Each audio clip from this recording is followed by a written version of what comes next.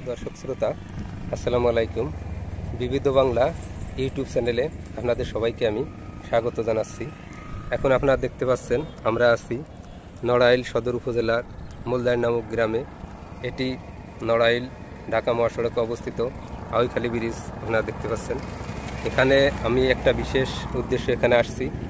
আমরা জানতে পারছি যে এখানে একটি মারাত্মক ক্ষতিকর উদ্ভিদ, এখানে উদ্ভিদটি মারাত্মক একটা ক্ষতিকর উদ্ভিদ এখানে পাওয়া যাচ্ছে। এই উদ্ভিদটির নাম আছে পার্থেনিয়াম। এই উদ্ভিদটি মানুষের জন্য এবং গবাদি পশুর জন্য মারাত্মক ক্ষতিকর, এবং এটা পরিবেশের জন্য এবং জমির উর্বরতা হ্রাসের জন্য বিশেষভাবে ক্ষতিকর একটা উদ্ভিদ। এই উদ্ভিদটির আসলে মেক্সিকো পাওয়া যায়। এই উদ্ভিদটি পাওয়া যাচ্ছে মেক্সিকো, এবং সাধারণভাবে বিভিন্ন প্রকার এটি বাংলাদেশে দেখা যাচ্ছে, এবং এটি আমাদের এই মুলদার পর্যন্ত আসছে। হয়তো আগামীতে এটি আরিসা বা পাটুরিয়া বা ভাঙ্গা পর্যন্ত পৌঁছে যাবে।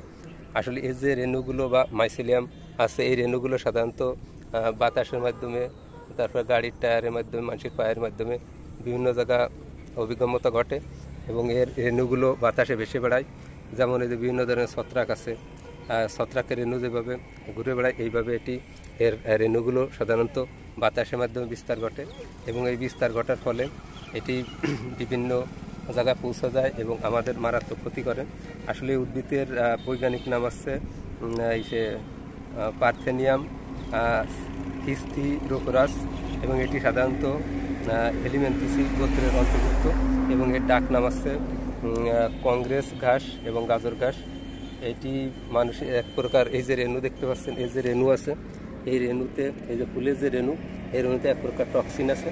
এই টক্সিন আছে মানুষের গণস্বাস্থ্যের জন্য মারাত্মক ক্ষতিকর, এবং মানুষের বিভিন্ন ধরনের পেটের পীড়া তৈরি করে, ডার্মাসাইটিস রোগ সৃষ্টি করে, এবং উদ্ভিদের সাধারণত উদ্ভিদের জমিতে নানা প্রকার ক্ষতি করে, এবং এরা নাইট্রোজেন নামক গ্যাস শোষণ করে নেয়, মাটি থেকে নাইট্রোজেন শোষণ করে নেয়, পানি শোষণ করে নেয়, এবং মাটির উর্বরতা হ্রাস করে, এবং গবাদি পশু সাধারণত ক্ষুধামন্দা এবং নানা ধরনের পেটের পীড়া সহ নানা প্রকার রোগ সৃষ্টি করে।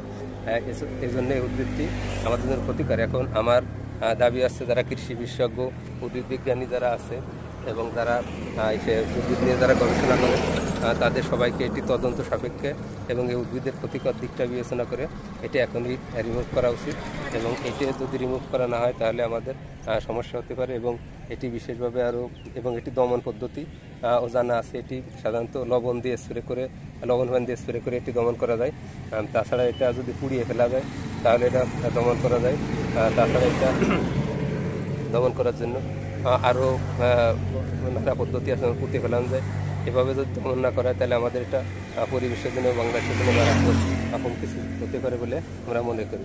এই জন্য সবার সচেতন করার জন্য ভিডিওটি সবাই সর্বোচ্চ শেয়ার করবেন, যাতে সবাই এই জিনিসটা সবাইকে দেখানো যায়। ধন্যবাদ। আসসালামু আলাইকুম।